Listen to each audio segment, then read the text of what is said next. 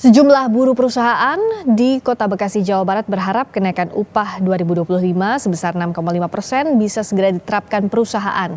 Dengan pendapatan atau upah saat ini, para buruh harus cermat mengatur pengeluaran apalagi jika sudah berkeluarga. Menurut saya sih untuk kenaikan UMP sekarang sih mungkin bagus, cuma untuk saat yang sekarang belum naik ya masih kurang sih. Soalnya apalagi saya ngerantau gitu kan dari Bandung ke sini. Anak pertama apalagi banyak tuntutan segala macam, ya intinya masih kurang aja. Tanggapannya sih alhamdulillah ya karena emang naik, cuman kalau untuk perusahaan saya pribadi kita belum ada kayak informasi sih untuk kenaikan, mungkin emang belum disosialisasiin aja mungkin ya, tapi semoga sih perusahaan kita juga bisa ikut naik UMP-nya.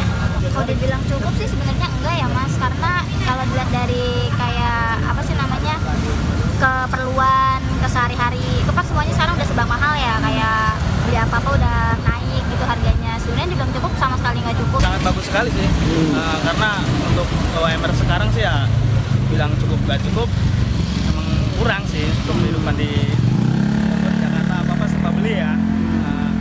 Untuk ada kenaikan berapa? 6%. 6% itu cukup membantu lah.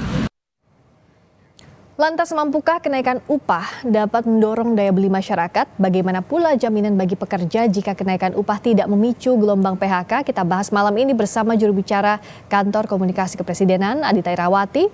Lalu ada Wakil Ketua Bidang Ketenagakerjaan Asosiasi Pengusaha Indonesia Apindo Darwoto dan Presiden Asosiasi Serikat Pekerja Indonesia Aspek Muhammad Rusdi. Selamat malam Mbak Adita, Pak Darwoto, juga Pak Rusdi.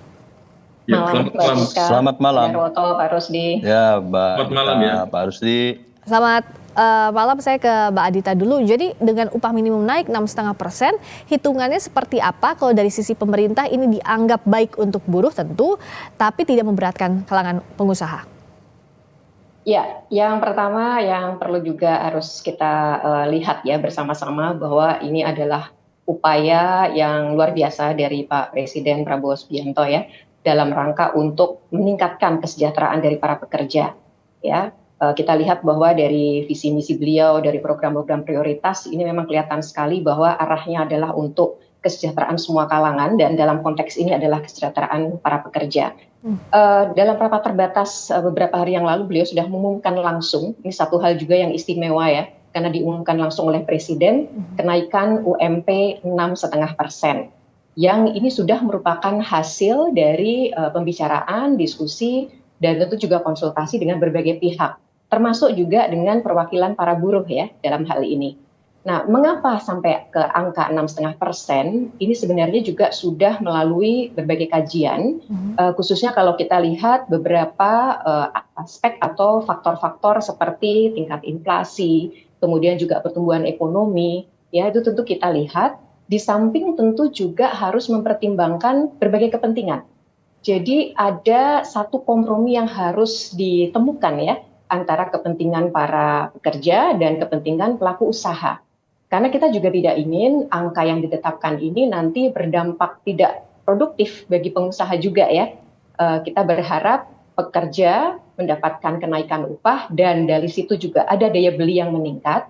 Di sisi lain pelaku usaha juga tetap dapat melakukan usahanya tanpa ada dampak-dampak yang nanti mengkhawatirkan dan justru nantinya merugikan para buruh atau pekerja itu sendiri. Tadi sudah disampaikan Pak Erlangga yang paling buruk itu kan pemutusan hubungan kerja ya.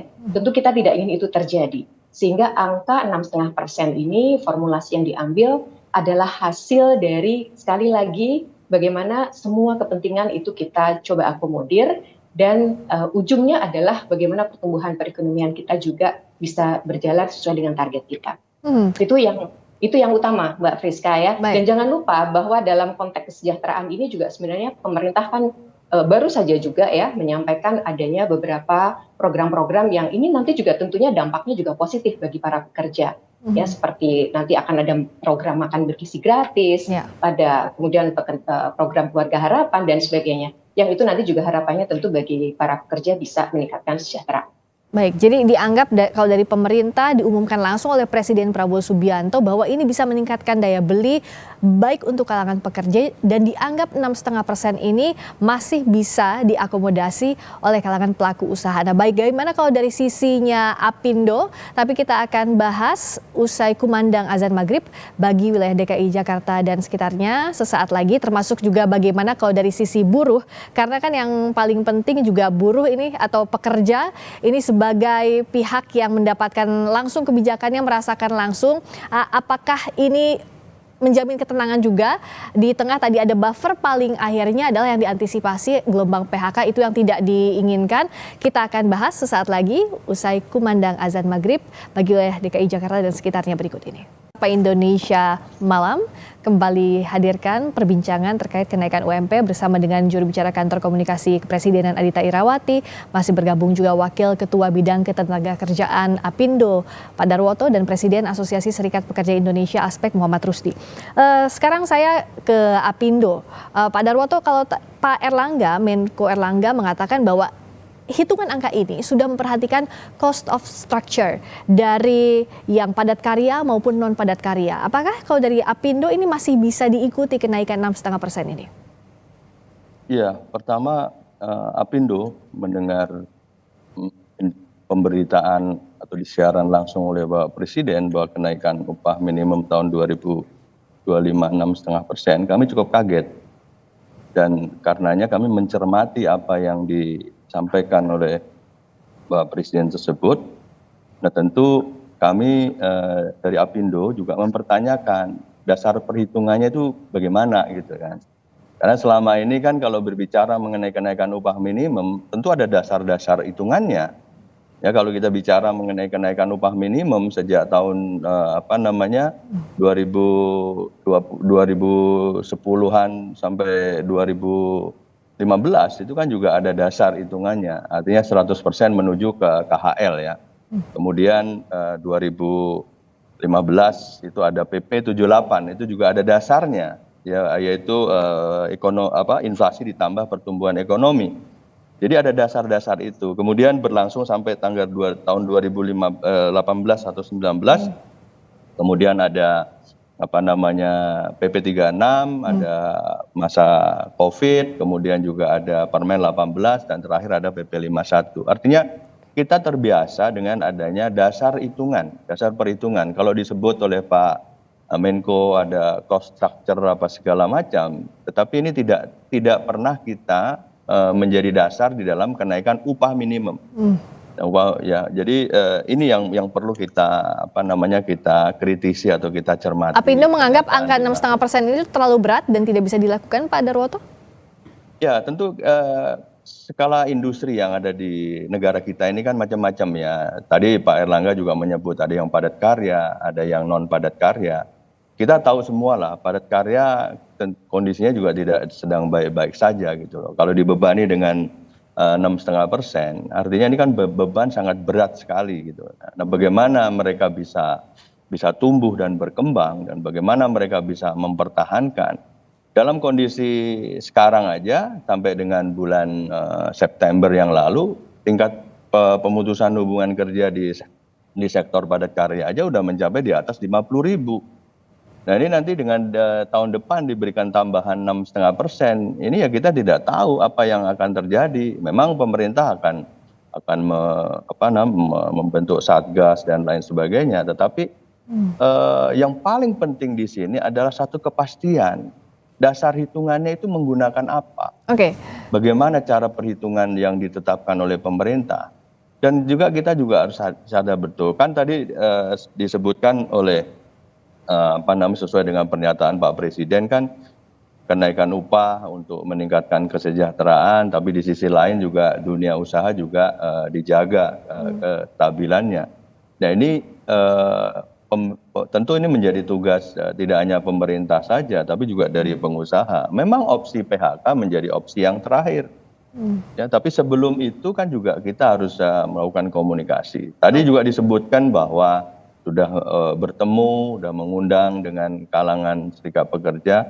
Saya kok tidak mendengar adanya pembicaraan ataupun diskusi ataupun minta pendapat dari kalangan pengusaha yang dalam hal ini Apindo gitu. Oke. Jadi keseimbangan inilah yang perlu dijaga sebenarnya. Oke, sebelum saya tanya ke perwakilan aspek, saya ke Mbak Adita dulu untuk tadi ditanyakan oleh Pak Darwoto, hitung-hitungannya seperti apa dan soal komunikasi dianggap tidak ada diskusi komunikasi dengan pengusaha. Silakan, Bu Adita. Ya, yang pertama tentu soal komunikasi ya. Saya rasa komunikasi ini sudah dilakukan tentunya oleh kementerian-kementerian teknis yang terkait ya.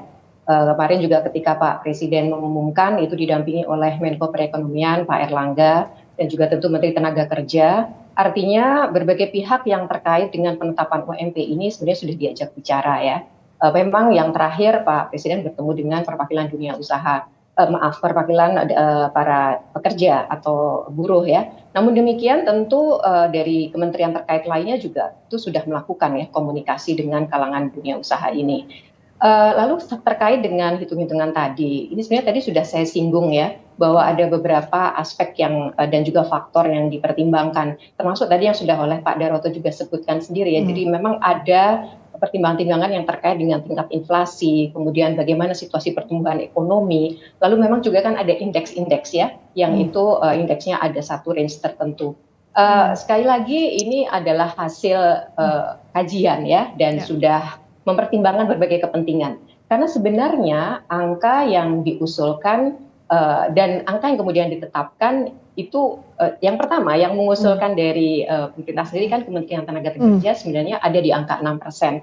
Buruh sendiri range-nya 8-10%. Ya tentu kita harus melihat ya bagaimana dua kepentingan ini juga kompromis dan akhirnya kita sampai pada titik angka 6,5% tadi. Jadi sekali lagi ini menjaga keberimbangan dan titik komprominya sebenarnya antara kepentingan-kepentingan yang tadi memang harus dijaga oleh pihak pemerintah. Termasuk opsi terakhir yang diantisipasi pemerintah bakal membentuk satuan tugas atau satgas khusus bekerja untuk menangani PHK ya. Mbak Adita, Menko Erlangga juga menyebut bahwa satgas ini disiapkan untuk mengantisipasi potensi PHK sebagai imbas kenaikan UMP 6,5%. Kita dengarkan dulu pernyataan dari Menko Erlangga.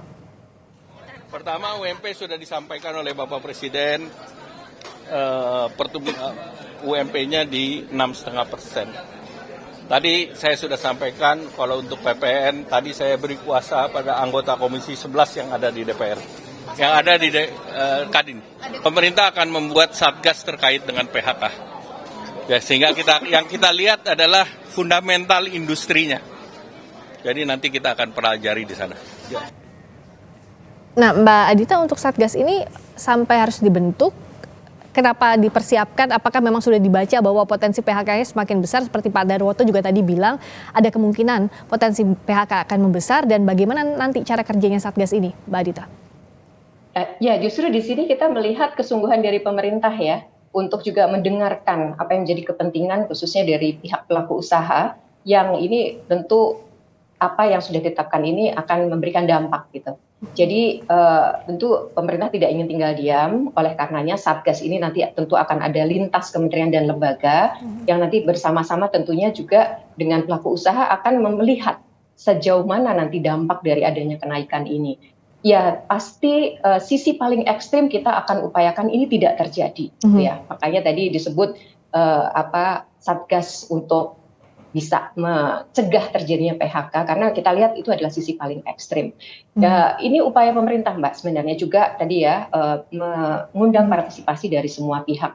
Seperti apa nanti yang akan dilakukan tentu kita akan menyerahkan ini kepada Kementerian Perekonomian sebagai tentu yang mengorkestrasi semuanya dan pastinya juga Pak Presiden sendiri akan terus juga mengawasi ya seperti apa nanti tindak lanjut dari penetapan upah minimum provinsi sebesar 6,5% ini. Baik, nah kalau dari Pak Rusdi, dari aspek apakah melihat jaminan pemerintah ini sudah sangat baik menindaklanjuti UMP naik 6,5% termasuk ada Satgas PHK untuk mengantisipasi jikalau ada gelombang PHK dan ini yang tidak diharapkan semua pihak tentunya. Ya, yang pertama kami mewakili buruh, terutama anggota kami Aspek Indonesia, mengucapkan apresiasi dulu nih kepada Pak Prabowo dan juga Pak Menaker yang telah menaikkan upah minimum ini sebesar 6,5%. Nah ini adalah satu hal penting bagi kami, Presiden turun langsung dan juga Menakernya juga mau berinisiatif untuk membangun ruang dialog ya kepada buruh dan juga pada pengusaha. Jadi dialog juga sudah terjadi di lembaga-lembaga tripartit yang dan juga termasuk dewan pengupahan yang di situ juga ada unsur pengusahanya. Nah itu yang pertama tuh. Yang kedua, sesungguhnya tadi saya sepakat bahwa angka 6,5% ini angka kompromi. Karena sejatinya kalau dari kami sendiri, kami sudah survei ya menggunakan basis KHL. Karena gini, upah ini kan kalau dilihat ada 3 prinsip nih. Yang pertama adalah upah minimum itu sebagai safety net. Pak Prabowo juga mengatakan bahwasannya upah minimum safety net sebagai jaring pengaman sosial agar dengan upah yang ditetapkan buruh tidak hidup dalam kemiskinan. Buat apa kerja kalau miskin? Nah itu pertama tuh. Dan cara ngukurnya harus nanti pakai KHL. Nah yang kedua, upah sebagai kualitas upah ini sangat berdampak pada daya beli. Ya, daya beli masyarakat ini akan hancur, selama ini hancur, 10 tahun ini hancur akibat kualitas upah dihancurkan oleh Pak Jokowi. Ya, padahal di 2013 akhir dan di 2014 awal Pak SBY sudah mengatakan sudah saatnya Indonesia meninggalkan kebijakan era upah murah. Tapi artinya kebijakan ini dianggap baik. Kalau dengan adanya ancaman PHK bagaimana Pak Rusdi? Nah, saya menyampaikan logika seolah-olah kalau upah tinggi ini akan ada PHK. Problemnya 4 tahun ini kan upah naik ya 2021 naik hanya 3,27%. 2022 di DKI naik hanya 5,1%. 2023 naik hanya 5,6%. Dan kemudian 2024 naik 3,27%. Itu PHK juga banyak gitu. Bahkan di Jawa Tengah yang banyak sektor padat karyanya upah sudah ditetapkan hanya 2 juta, upah minimumnya hanya 2 juta dan 2,5 juta, tetap ada PHK. Apakah upah mau diturunkan lagi jadi 1 juta? Ini nggak benar. Nah ini logika yang salah kalau misalkan seolah-olah upah yang layak itu kemudian dianggap mungkin ada PHK. Saya mau sampaikan di 5 tahun Pak SBY 2009 hingga 2014 kenaikan upah itu sebesar sekitar 82% dalam 5 tahun. Per tahun itu naik rata-rata 17%. Dan di era itu daya beli meningkat. Nah, apa yang kemudian oleh Gus Dur tahun 99 ketika krisis ekonomi yang luar biasa, bahkan lebih parah dari sekarang, Gus Dur tahun 2000 itu ya menaikkan upah minimum sebesar 49%. Di tahun 2001 naik 23%, di tahun 2002 naik 37%. Efeknya apa? Alhamdulillah. Krisis ekonomi kemudian membaik gitu kan, PHK yang baca PHK kemudian industri tumbuh. Karena gini sederhana, tadi saya sampaikan bahwasannya upah minimum ini adalah sebagai pendongkrak daya beli. Pendongkrak beli kemudian meningkatkan konsumsi rumah tangga, menguatkan konsumsi rumah tangga sebagai basis utama PDB. Basisnya itu. Nah yang ketiga adalah bahwasannya ya upah minimum itu disampaikan oleh Pak Darwoto ya, bahwasannya bagaimana dengan upah padat karya. Saya mau sampaikan, janganlah upah padat karya itu kemudian jadi bumper bagi pengusaha untuk kemudian terus mendorong kebijakan upah murah. Banyak perusahaan-perusahaan anggota Apindo maupun yang tidak jadi anggota Apindo yang sebenarnya sanggup untuk membayar upah lebih dari sekarang gitu kan. Jangan kemudian diturun ke bawah, karena upah ini adalah instrumen untuk redistribusi profit. Nah, fair gitu kan. Kalau misalkan perusahaan-perusahaan bagus, upahnya kemudian disamakan dengan yang padat karya, nah fair gitu kan. Nah saya pikir sudah saatnya, logikanya belajarlah ya teman-teman dari era di Gus Dur dan juga era SBY, justru dengan upah yang layak ini akan mendorong kualitas upah, daya beli, dan insya Allah industri baik elektronik, otomotif, farmasi, kesehatan, termasuk UKM ini akan bangkit. Jadi diharapkan ini bisa meningkatkan daya beli begitu ya Pak Rusdi ya? Meningkatkan kualitas upah formal, insya Allah informal ini akan selamat. Baik Pak. Upah layak, insya Allah ya tadi ya. Maaf ya, misalkan pagi hari para buruh, kalau upahnya layak, buruh itu pagi bisa makan nasi uduk. Ditangkap sampai situ Pak Rusdi. Nah, kalau dari Pak Darwoto singkat saja, apa jalan yang diharapkan dengan kebijakan ini? Ya sebenarnya kami ini trauma dengan penetapan upah minimum dengan adanya keputusan MK ini, karena kita mempunyai sejarah yang kurang baik ya terhadap penetapan upah minimum ini. Terlebih di era 2012 hingga 2015 itu kan ada politisasi oleh kepala daerah gitu. Sehingga terjadi disparitas. Kalau tadi Bung Rusdi menyampaikan di Jawa Tengah upahnya segitu. Tapi juga ada beberapa daerah yang beda kabupaten aja, beda kabupaten, beda jalan. itu upahnya 4,6 juta atau 47 juta, tapi yang di sebelahnya kotanya itu hanya sekitar 2,7.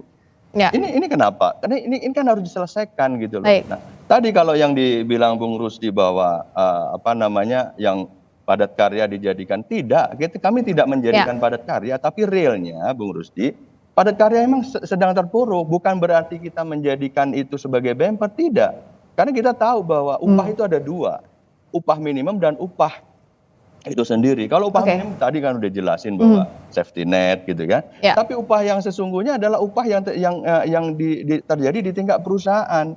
Karena pada dasarnya kan di tingkat perusahaan, kalau perusahaan yang bagus pasti upahnya di atas lebih di atas lagi dari upah minimum. Kalau dibandingkan tadi eranya Gus Dur, eranya itu kan di sana ada faktor-faktor eksternal ya yang sangat luar biasa, termasuk nilai tukar pada saat itu juga kayak sehingga nilai ekspor juga akan dinikmati betul, sehingga ya memang itu merupakan satu titik equilibrium baru ya pada saat itu. Tapi kalau kita lihat fakta sekarang, ya jangan juga kita ketika kita berbicara upah padat karya di sektor-sektor padat karya ini terus dijadikannya tidak. Kami tidak seperti itu. Kami tetap bagaimanapun juga buruh juga harus sejahtera, pengusaha juga bisa lanjut menjalankan usahanya. Jadi inilah menjadi tugas kita bersama. Kalau tadi betul memang di tingkat di level tripartit nasional di Kementerian Ketenagakerjaan kita ada dialog gitu loh. Tetapi kan kalau tadi kan saya menyoroti ketika Pak Presiden menetapkan itu, nah kok nggak satu pun pengusaha diundang. Oke, mungkin tadi sudah disampaikan diajak komunikasi juga ya oleh Mbak Anita. Oke, sudah habis sedikit saja Pak Darwoto. Ada statement bahwa upah minimum sektor diserahkan kepada Dewan Pengupahan Daerah. Kita mempunyai trauma yang kurang baik dalam penetapan upah minimum sektor. Oke, baik. Bayangin kalau kita bicara sektor itu murni sektor gitu loh. Baik. Tapi kalau yang lalu-lalu sektor itu bisa perusahaan, bisa apa, macam-macam. Baik, ditangkap maksudnya Pak Darwoto. Dalam menetapkan itu. Nah, ini yang harus kita kita awasi secara bersama. Kita tidak pengen kalau toh diterapkan upah minimum sektor tetap kembali kepada putusan MK, yaitu sektor yang mempunyai karakteristik dan risiko Pak Darwoto. kerja. Jadi pesan ini tentu sudah ditangkap tadi dan diharapkan ini ada jalan tengah untuk pihak pengusaha, untuk juga pekerja, dan tadi difasilitasi oleh pemerintah dengan kebijakan ini komunikasi dilakukan lintas sektor, itu yang kita harapkan. Terima kasih Mbak Adita Irawati atas waktunya. Terima kasih juga Pak Darwoto dan Pak Rusdi. Selamat malam.